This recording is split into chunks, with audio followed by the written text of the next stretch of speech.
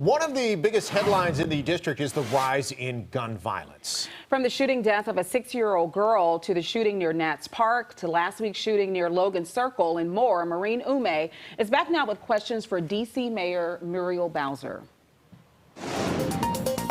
Well, good morning to you. So we are waiting for the mayor to come outside. She's on her way out, so we'll ask her a couple of these questions. But as you know, crime a very big concern in the district. A lot of people talking about wanting more policing, asking city leaders what are they doing to address this very serious problem. And so we've heard from Chief Robert Conti, who has talked about the crime in very passionate terms. We've also heard from the mayor in the past talking about crime and the fact that there needs to be something done about it. Mayor Bowser is now joining me with more on what city leaders are wanting to do. Mayor, good morning. We thank you so much for being with us.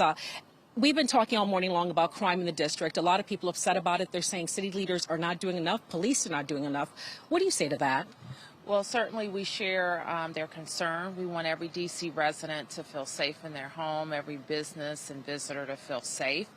And I can assure you that not only with policing, but with all the services of our government, we are laser focused on how to get to the bottom of it. And yet police retention is an issue. Chief Conti talking about the shrinking force. This is an issue that Fox 5 has been following for years. The number of police officers dwindling, and there seeming to be not enough to really combat crime. Right now, how many officers are on the streets? Are you concerned about these shrinking numbers? I am concerned about the shrinking numbers, and it's been a hallmark, certainly, of my tenure to get the number of police officers up. We've been focused on a retirement bubble for many years, and we were finally bending the curve on that bubble. And we have to make sure we continue to make the case with members of the council to ensure that there is funding for the number of officers that we need. Did the issues last year with the protests and all of that, did it play a role in the officer retention or officer attrition as well? Well, our big issue with last year was that my budget wasn't approved to hire the number of officers that we need. So we had a year of no police hiring. People are hearing this, and I think, you know, you'd agree. They don't care about all that. They're just saying, I want to live in my neighborhood. I want to feel safe. Bottom line at first, Mayor, are there going to be more officers on the streets to help address this? I know that Chief Conti wants to sort of have a roving force.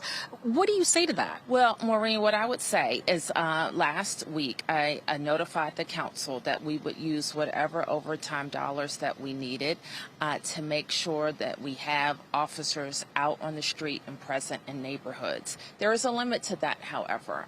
We want our officers to be fresh and make good decisions, so the chief has to make decisions about how to best deploy them and use that overtime.